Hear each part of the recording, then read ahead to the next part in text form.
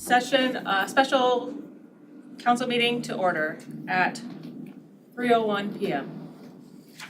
This is an opportunity now for the city council members here present to elect a presiding member for the duration of the meeting. We'll elect you. Not a council member. She's like, no. You're not allowed. No. I elect Councilor Schroeder.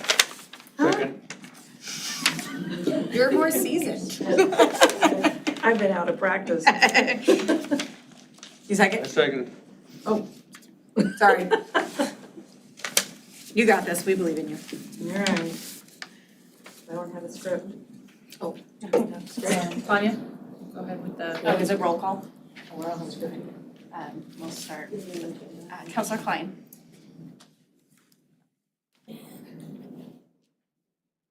Aye. I was like, objection? Councilor Spiffel. Aye. Aye. Sorry, I should let you finish. Aye. Can I say no? Okay. I don't have an agenda, but, oh, okay, good.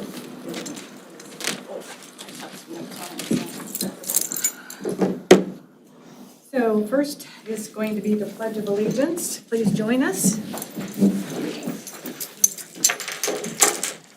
I pledge allegiance to the flag of the United States of America and to the republic for which it stands, one nation, under God, indivisible, with liberty and justice for all.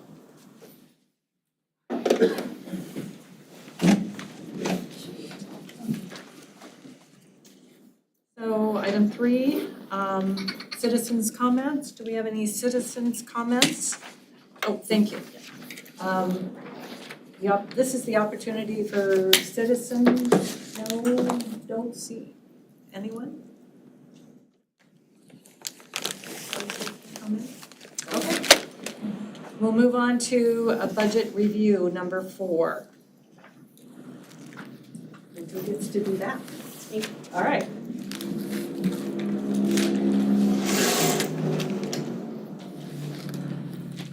Good afternoon, Council. Amy Gordon, City Treasurer. So this is our final work session for budget this year.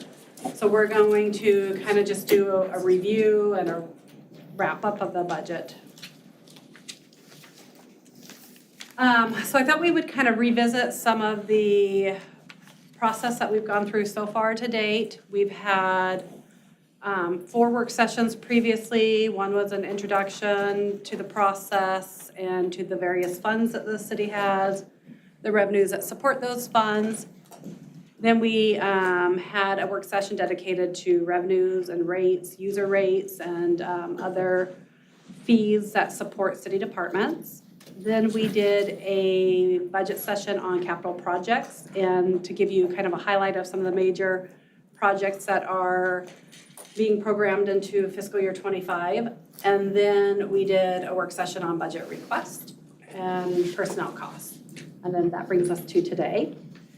Behind the scenes, myself and the mayor and my accounting supervisor, we work with the different departments on having them review their budget reports, going through those amounts and figures within their budget to see what they can utilize for their current year needs, so that we can then pare that down to what they really need for a request, what would actually be increasing that budget.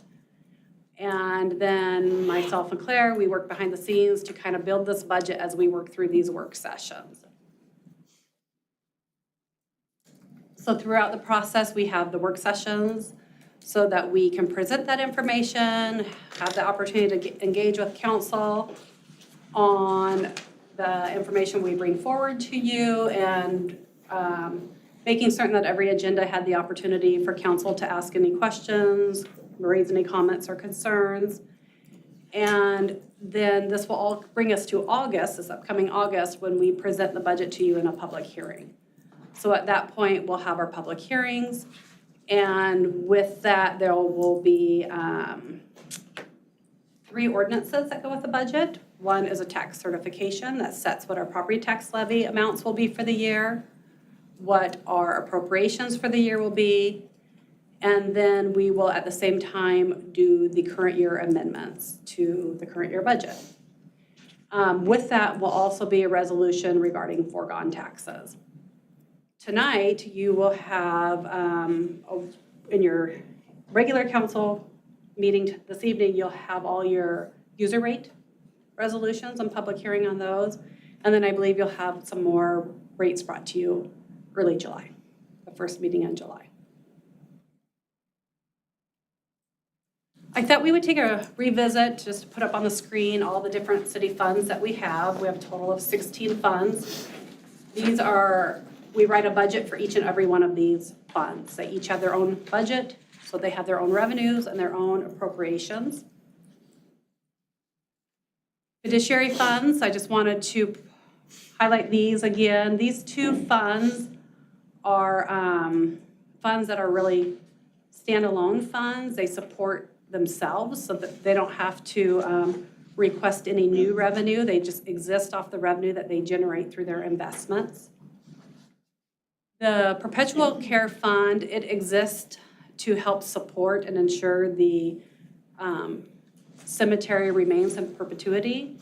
So every year we will do a transfer out of the Perpetual Care Fund into the cemetery fund to help support the projects and operations of the cemetery. And what we have scheduled for 2025 is $50,000, which is our standard amount.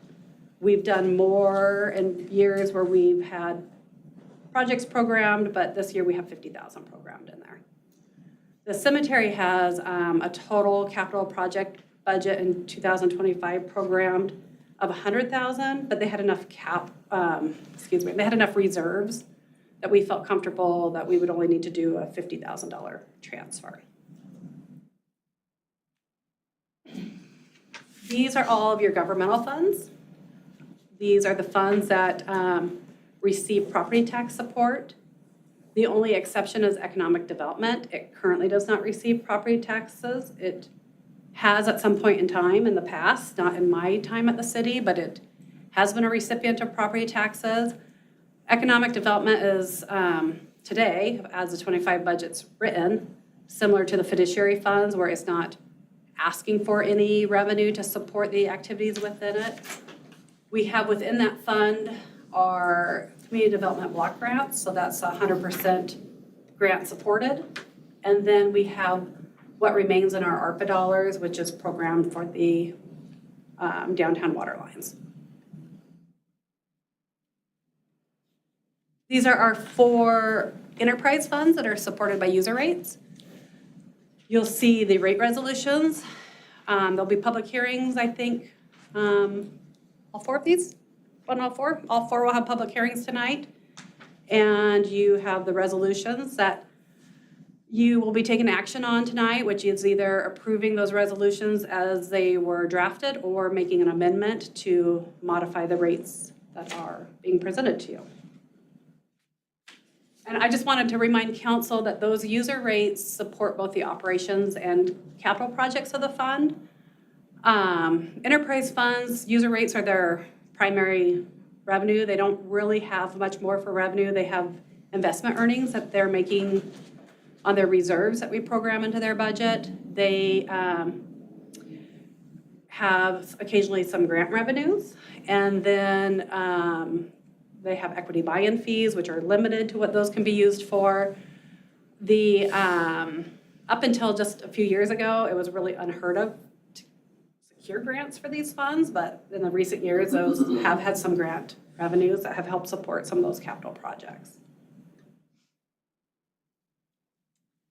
And then finally, our internal service funds, workers' compensation fund, fleet services, and information systems. Let me say information systems and security. The workers' compensation fund, I don't recall if I made this clear the first time we presented this information, but the city is self-funded. We self-fund ourselves for workers' compensation. That's why we have a separate fund for it. We pay our premiums into this fund, and then we pay our expenses out of that fund. So So each of these internal service funds have a revenue mechanism. So workers' comp is a premium, fleet and information systems and security. They charge rates to the various departments. So all departments pay into this fund. If you have employees, you're paying into these funds. The only exception would be fleet. You'd have to have employees and equipment and vehicles to pay into the fund. So this is a good transition into some of the budget drivers for fiscal year 25, because we didn't spend a lot of time talking about internal service funds when we did the revenue work session.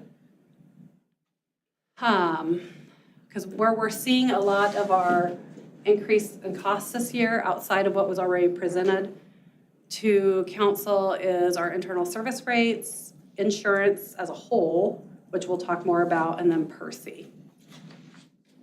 So on internal service funds, what I have up for you currently is just information systems and security and fleet.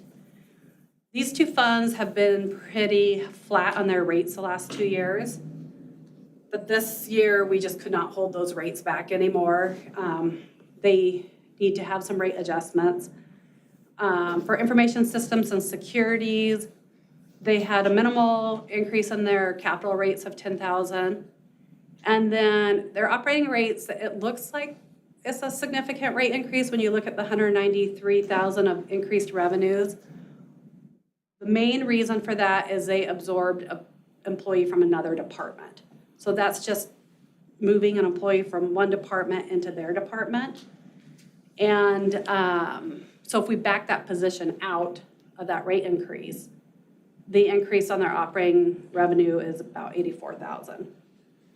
And as I mentioned, they've had very minimal change in their revenues the last couple of years, but just like any other department in the city, they have employees who are subject to COLA, pay scales, and then the other costs that come with that, like Percy and health insurance and workers' compensation. Fleet, when we calculated out, we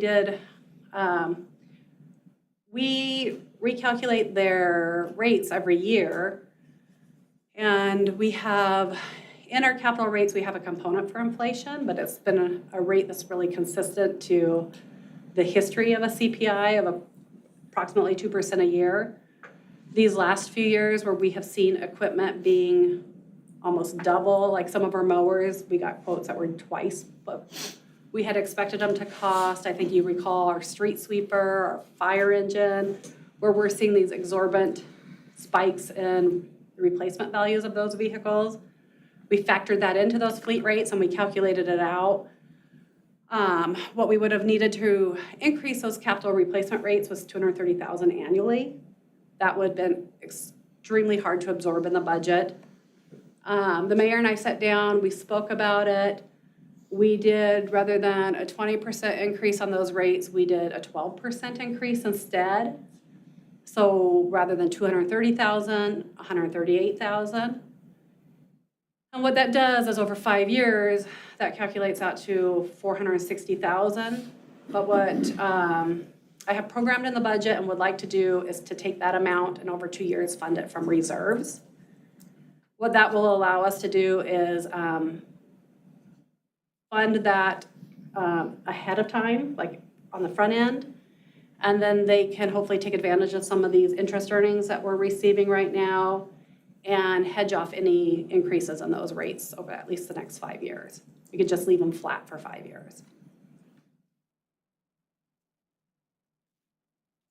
So I combined all of our insurance costs into one slide here for you. Workers' compensation is an internal service fund. It's rates that we set for ourselves. We have been contributing $500,000 to this fund as long as I've been here and longer. The fund was always self-sufficient and could cover all their expenses off that $500,000 up through fiscal year 21. In 2022 and 2023, cumulatively, the fund lost $410,000. The current year is probably, we're going to lose about that much in just 1 year. I think, need to do a couple of things. One, take a look at increasing what we're contributing to that fund a little bit each year so that we can level off to what the cost of claims are. We are in the process right now of having an actuary done on the plan itself and the fund. Specifically, we want to know if the reserves that are in that fund are sufficient, if they're too low, too high. A couple years ago, we had about $2.5 million in that fund. It's down below $2 million now. The actuary will probably also return a recommendation of how much we should be contributing to it annually. Unfortunately, we don't have the results back from that study yet. We were hoping we'd have it by now.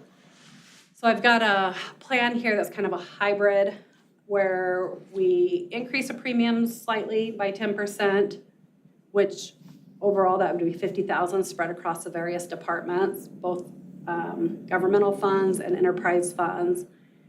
And then over the next 2 years, replenish what we lost in 2022 and 2022 from reserves.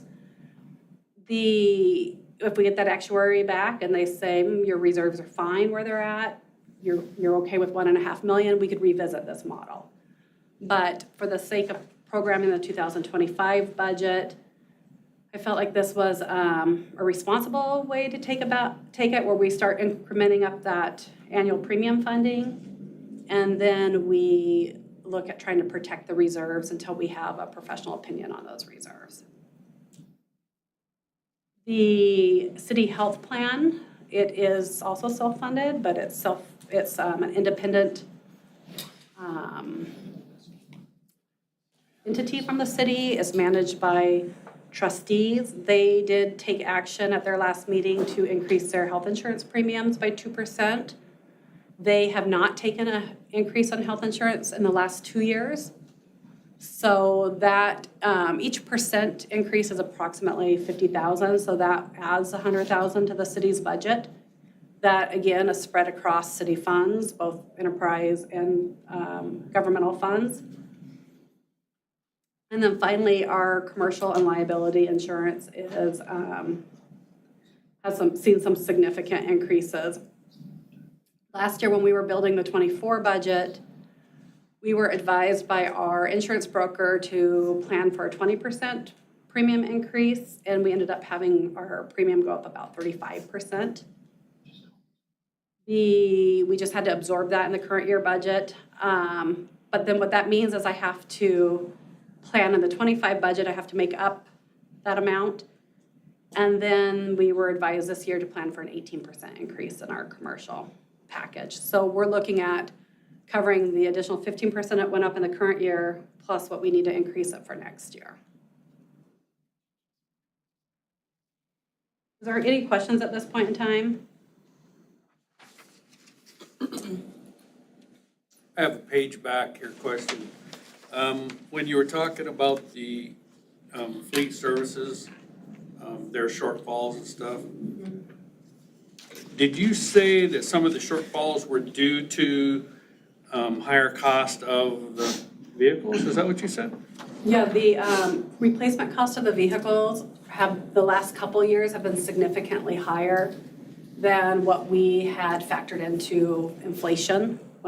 So for example, the fire engine, when we bought that 25 years ago, I don't remember now how much we paid for it. I believe probably between, say, $500,000 and $700,000.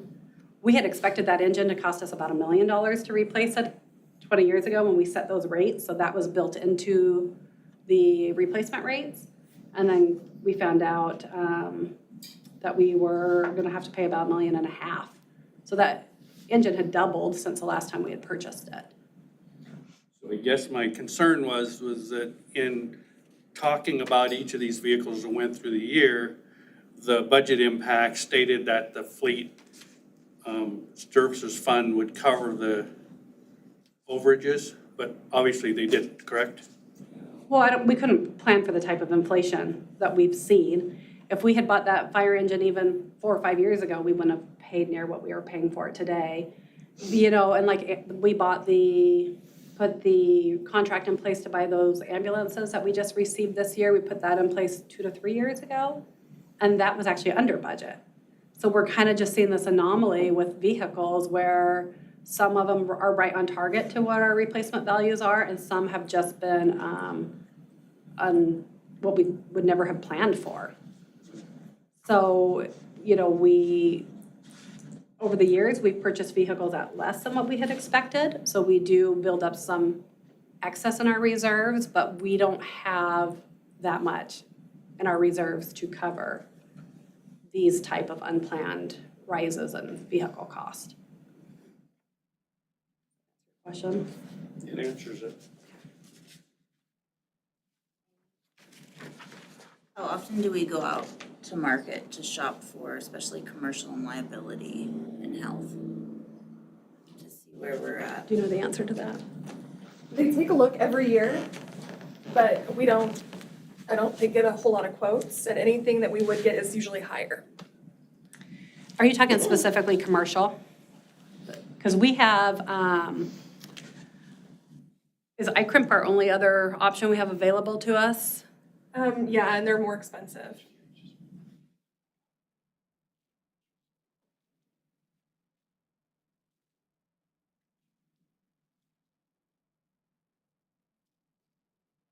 Well, and I'll add too that I think it's becoming a little bit harder to find coverage for municipalities, and the cost is going up, so.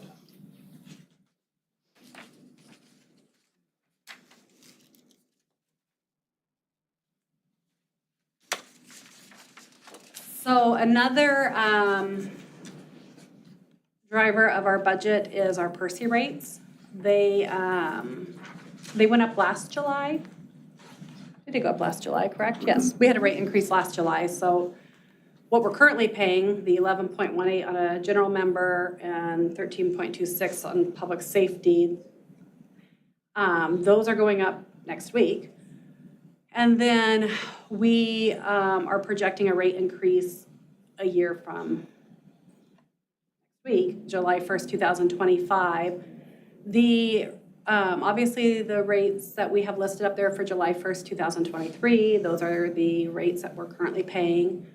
The July 1st, 2024 rates, those have been voted on by the Percy Board last September. Those rates are going into effect. And then at the same time, the Percy Board released some tentative rates to expect, to plan for.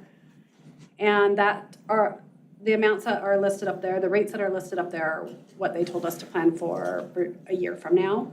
We have to factor that into our budget because our budget is a October 1st through September 30th fiscal year.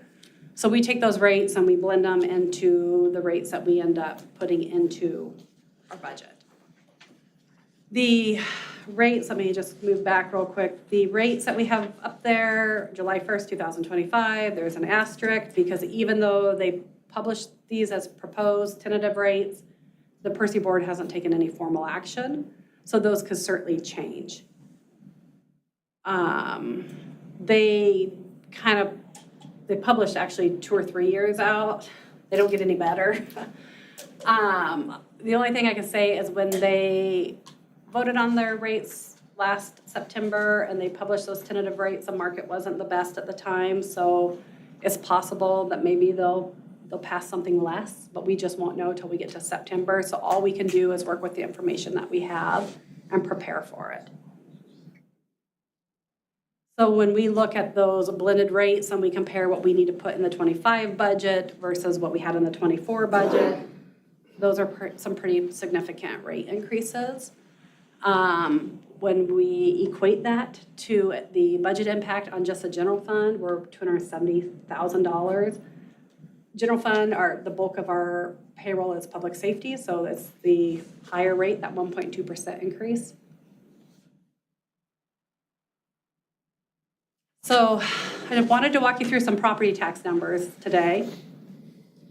When I started building the budget, so to kind of help me work through my draft of the budget, what I did is I took last year's property tax base, which is at $23,687,000 amount.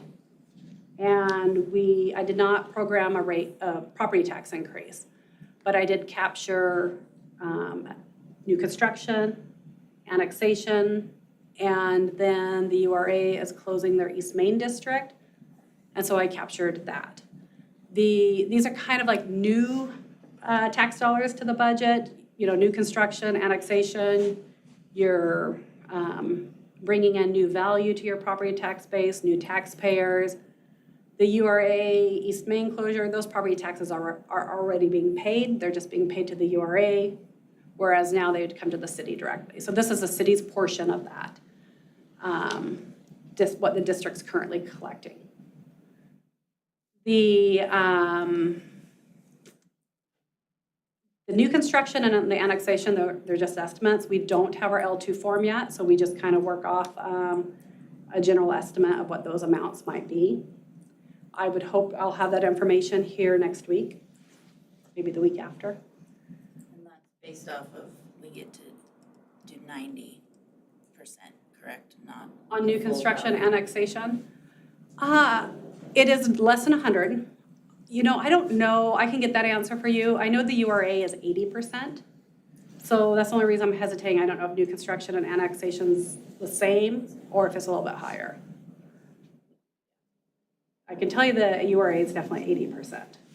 Which, the reason why I bring that up is there's discussion and the saying that new construction and growth should pay for itself, but the state legislators decided we should work off of 90% of that, which cuts us off of new growth paying for itself. So it was those dollar amounts I put into the budget. You can see some of the challenges I had in building a balanced budget. So those items, in addition to just accounting for the routine costs that go up, such as COLA and personnel costs. Where I'm at right now is I cannot balance a budget without a property tax increase. I started off, I will tell you, with a much higher number. And the mayor and I have been working really diligently to find as much as we can in savings and where we can trim the budget. I currently have it down to about $440,000, but I think I can get it down to $340,000. I've got a couple other areas I want to go through and run some different calculations. And so right now I'm looking at about a 1.45% property tax increase to balance the budget. And this does not include any of the budget requests that departments have submitted. It includes a couple of the minor ones, but it doesn't include the bulk of those requests. It does, I will say the budget currently includes all the requests that were made by the enterprise funds because we also factored in what they submitted for proposed rates. So based off tonight, we might have to go back and revisit that. But when we're looking at just a property tax supported funds, I am looking at a 1.45% increase to balance the budget. What my plan is to write the budget with a 3% property tax increase in it, which would be an increase of $710,000 to the property taxes.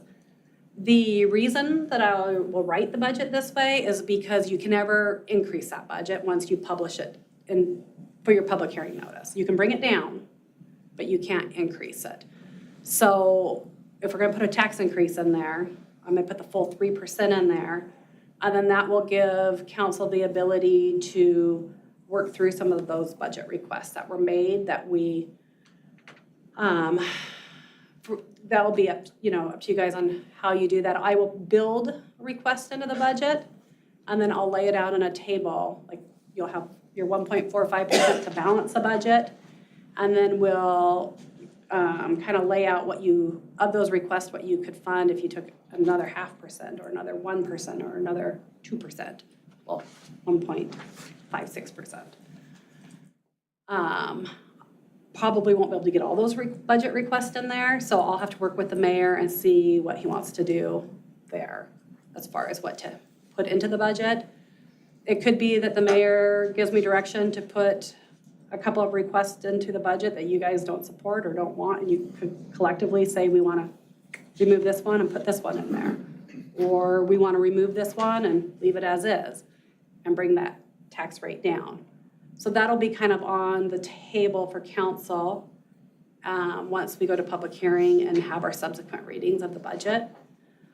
We'll get that information to you beforehand, so you'll have plenty of time to study that and to kind of go through what's being funded, what's not being funded. I also wanted to show council where we're sitting at with reserves currently. Amy, real quick, Yes. do you, when you say you're gonna present it with the 3%, are you gonna also include what we could take from foregone? I certainly could. I probably will need to visit with the mayor, see what he wants to do there. Just wanna make sure what gets added so that we know what we're bringing down. Yeah, and we'll make that really clear. I mean, it might be possible, maybe if we're talking about taking a 3%, he says we'll put a 4% in there. We'll just play with the idea of having another percent available for operating, but, because it doesn't hurt to add in extra now, because you guys have that ability to trim it back. We definitely want to put enough in there that we're not tying your hands as to what we can afford to fund or not fund. Because if we don't put it in when we go out to public hearing, then you're cuffed at that point. I did also include information on what I currently have in the budget to use in reserves. The general fund, we really, I keep kind of just focusing on general fund. And the reason for that is, you know, it's like that parent fund. So we go through all the expenses of the other fund and we figure out how to make them reconcile, and then we kind of leave the general fund for last. And we see what's left over, what we can do with that. The general fund, their unassigned reserves, I've got about $1 million programmed in there right now. A lot of these are kind of routine ones that you've seen come from your reserves before. A few years ago, the mayor, the mayor and I started funding the community contracts out of reserves, thinking we can continue to support those organizations as long as we've got the reserves to do so. I've got legal fees in there. We used reserves to fund legal fees last year. We increased that amount based off what the current year's looking like. I kept the $250,000 of additional deferred maintenance for facilities in there. Down below, you'll see where I added in that workers' compensation and fleet contributions. There's one in there that I put in, and we haven't really talked about it, but there was a budget request to update the community signs throughout the city. They haven't been updated since they went into existence, and they need a little updating. There is some other budget requests that were made that are capital in nature, one-time funding.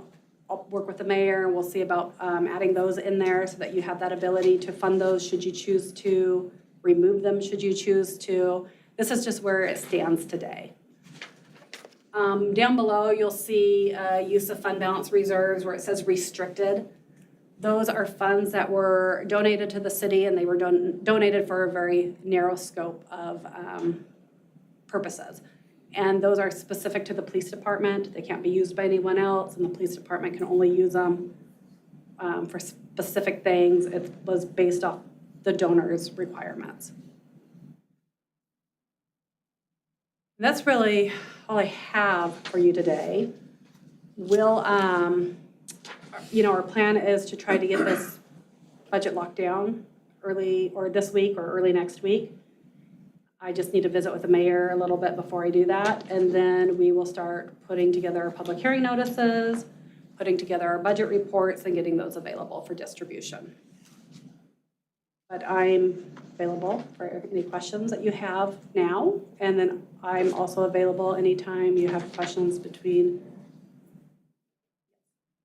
On the allocations, will we get a breakdown of like what the general fund is? On property taxes? Yeah. It is included in your packet today where it currently is at the draft budget. And then, yes, you'll get that. It'll all be in your budget documents, how that breaks down by department and by fund. Not by department, I'm sorry, by fund. And along with that, it has a little asterisk by it. I don't see any notes to identify the asterisk. Is that a typo? Oh, I don't know. Is that from the original It's slide? up there, I see it on this one too, right under allocation. Oh, It doesn't mean anything. it is not. That might have been something noted, something from a prior year. Yeah, I apologize, I don't know what that noted. Yeah, we'll give you you have the breakdown here. And I can give you the breakdown of what it looks like with this. And then obviously we'll build in the 3%, but I gotta kind of figure out where we program that at and what funds that would go to. And so once we have that all done, those will be part of the budget documents and reports that we give you. Another one. Great. And I guess this one, if it's the time, I had a question for Chief Kuzak.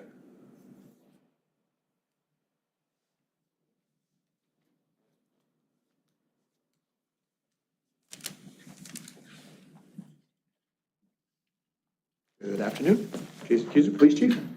Hey, Chief, this is a follow-up, like on the emails that are sent about the money you requested for the shooting range. Yes. The $150,000, and wanted to thank Captain Klein for his information. I think I passed it on to the other counselors. I guess one of my concerns is that it's a little vague on what the money, you didn't use last year's 150, and you're adding 150,000, but there's no real scope to it.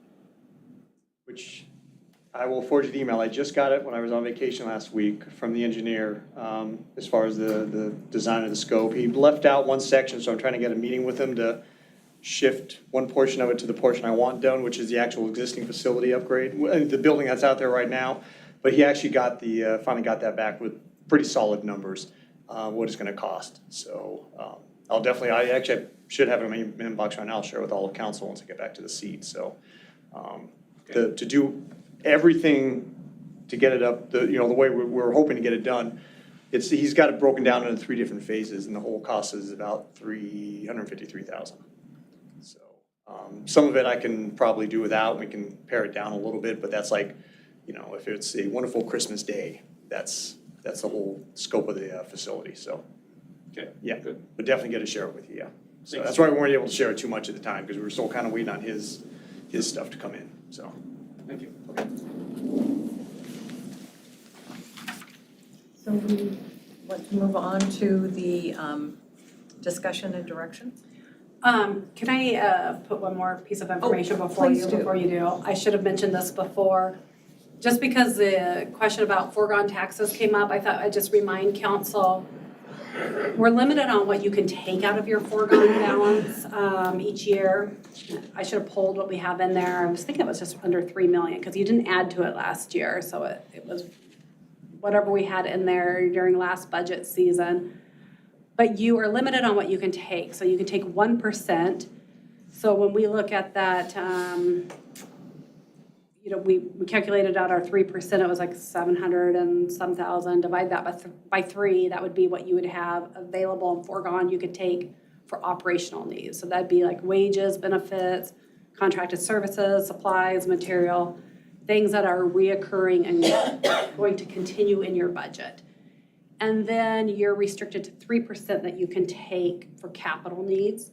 You take it, you pay for your capital costs, then it goes away, out of your tax base, out of your foregone balance. Just so you guys kind of know where our restrictions are there. So would that include, maybe I heard it right or wrong, so would that include increases in insurance and stuff? Continue? The 1%, you can take the 1% foregone. If you wanted to use foregone to pay for your increase in your insurance expense, you'd be restricted to 1%. If you take it for capital needs, you use it for that need, and then it goes away.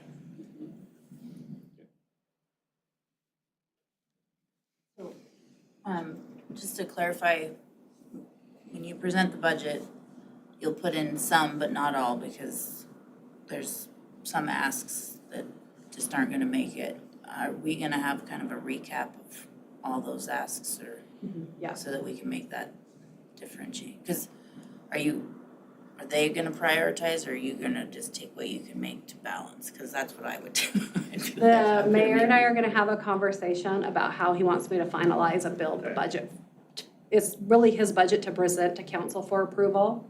So he and I will have that conversation later this week, and then we'll finalize that.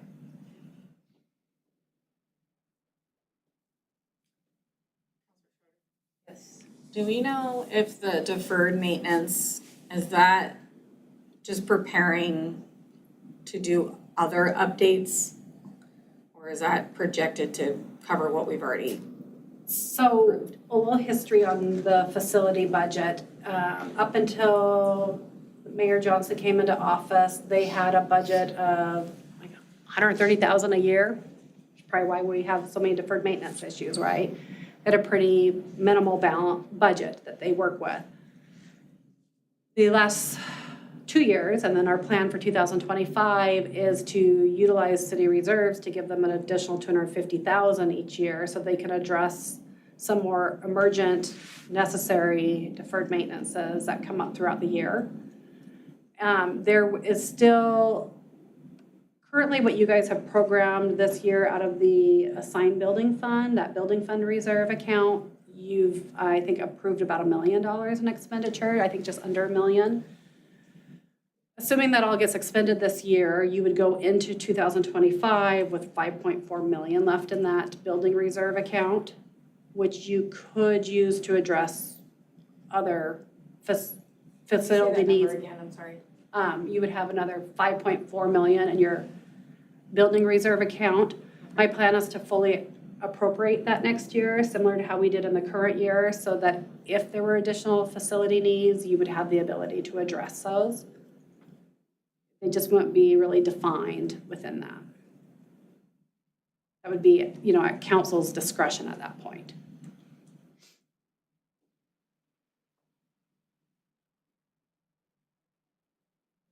So we open this up and you stay up here and? Sure. Okay, all right, so we're going to move on into the discussion and directions. And this is the opportunity for counselors to ask questions, have discussion, and provide direction to staff related to the fiscal year 2025 budget. Don't all speak at once. Councilor Schroeder. I was giving people a chance. So you said the 5.4 million, and then I'm trying to recall how much we originally pulled for the assigned building fund every year, like how much we were dedicating just for the year. There's currently no funding to that. So I know we moved transportation, but I thought we left a little bit. in the 2024 budget, during the, one of the subsequent readings to the budget, council made a decision. We were funding 1.65 million to that account. Council took action to no longer fund that fund, but instead to move it to capital transportation.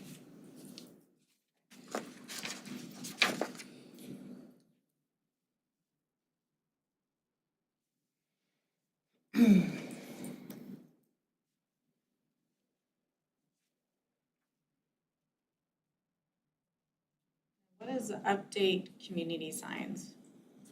That was one of the budget requests that was made this year. I just happened to have time to put that in the budget before I looked at any of the other ones. And if as you drive throughout the town along some of the busier corridors, so Snake River Avenue, there's one as you come into Lewiston from the north end of Lewiston. They're kind of a bright blue post right now, and they'll say community event signs.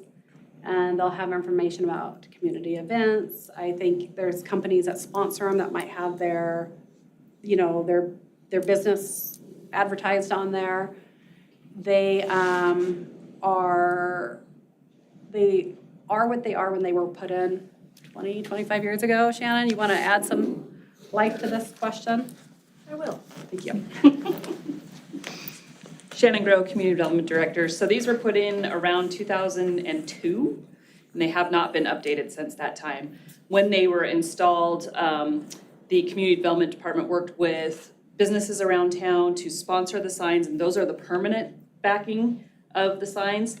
The point was to clean up the rights of way, because what was happening is you had, during political times, you have all the political signs in the right of way, and then you also had a bunch of event signs in the right of way.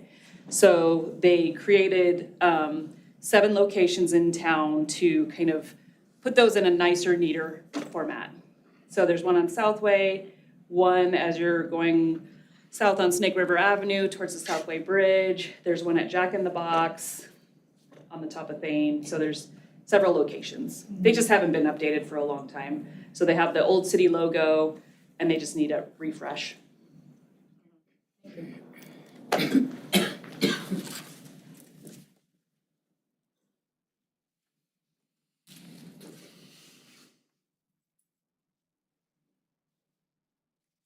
Questions?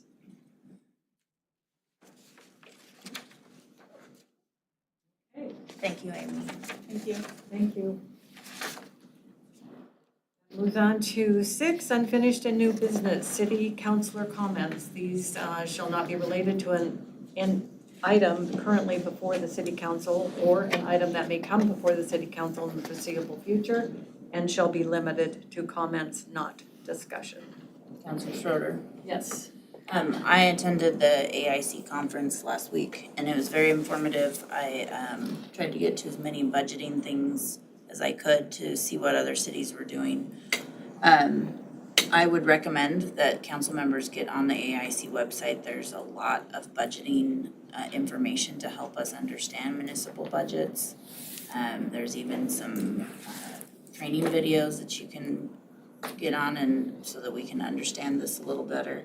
Because I think what we heard today was we're not even gonna get to see all the asks in the budget. So mathematically, we cannot do it within the law that we can raise taxes. So we need to be well aware of how we're going to prioritize. And, I think we have to come at it with the approach of sustainability. And I think we've got some real work to do. So I think we're gonna have to dig in and make hard decisions. And if you're like me, you like to know what you're doing and what you're talking about. So I just suggest you explore that website because there's a lot of resources.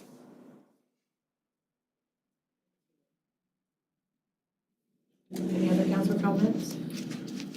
Okay. Well, the mayor, does he have any comments? He doesn't, but I have a question for council, if I can. So the July 1st, your July 1st work session, currently there isn't any item on it. So we were wondering if council had anything that they wanted to add to that or if they wanted to cancel. Was that an extra one that we had for a budget session? Nope, that would be your, just your regular work session. Oh, okay. Nothing on it.